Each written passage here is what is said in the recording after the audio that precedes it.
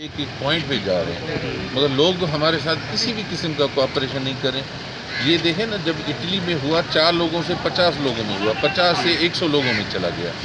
تو ہم ان کی بہتری کے لیے کر رہے ہیں. اس وقت جتنے بھی ہم احکامات کو عمل پیرا کروانے کی کوشش کریں، پبلک ہمارے ساتھ کوئی کوآپریشن نہیں کر رہی. پبلک تک ہم خود جا رہے ہیں ایک کہ ابھی آپ دیکھ رہے ہیں، آپ کے سامنے جو ہے لوگوں کو سمجھا رہے ہیں.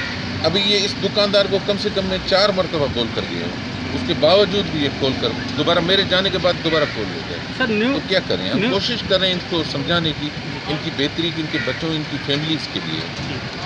نیو احکامات میں کیا چیزیں شامل ہیں لاک ڈاؤن میں؟ نہیں دیکھیں، lockdown overall lockdown کا مقصد یہ ہے کہ کسی کو ایمرجنسی ہے، ایمرجنسی میں باہر نکلے، اس کے پاس شناختی کارڈ ہے، اپنا ریزن بتائے کہ ہم کس پرپز کے لیے کہاں جا رہے ہیں. یا کوئی بیمار ہے، کوئی ہاسپٹل جا رہا ہے، تو وہ اپنی کسی بیمار بندے کے ساتھ ایک تیماردار بندہ تیمارداری کے حساب سے آپ لے جا سکتے ہیں. اس کا یہ مقصد نہیں کہ 5 10 ایسے ہر بندہ اپنا ایک ایشو بنائے گا، ایک جگہ پہ 10 بندے 15 جائیں گے. یہ بڑا پرابلم بھی ہے.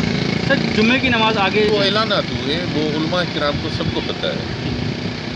واضح طور پہ ہے کہ کوئی بندہ بیمار ہے یا گھر میں موجود ہے، اس کی میڈیسن ختم ہو رہی ہیں، تو اپنا میڈیکل کا پرچہ لے کر آپ اپنے میڈیکل اسٹور پہ جاتے ہیں. اس کا یہ مقصد نہیں کہ ایک میڈیکل اسٹور پہ 50 بندے کھڑے ہو جائیں، اس سے وبا بنے گی، ایک وہ دوسرے کو اس میں لگ جائے گی. یہ ہم سب کی ہیلتھ کے لیے پراپر، ان کے لیے بہتر کے لیے کریں. میڈیکل اسٹور بھی میڈیکل اسٹور اس سلسلے میں میڈیکل اسٹور پہ جائے جس کو ضرورت ہے، میڈیسن کی ہے، اپنی فیملی کے لیے ہے، وہ جا سکتے ہیں. ٹھیک.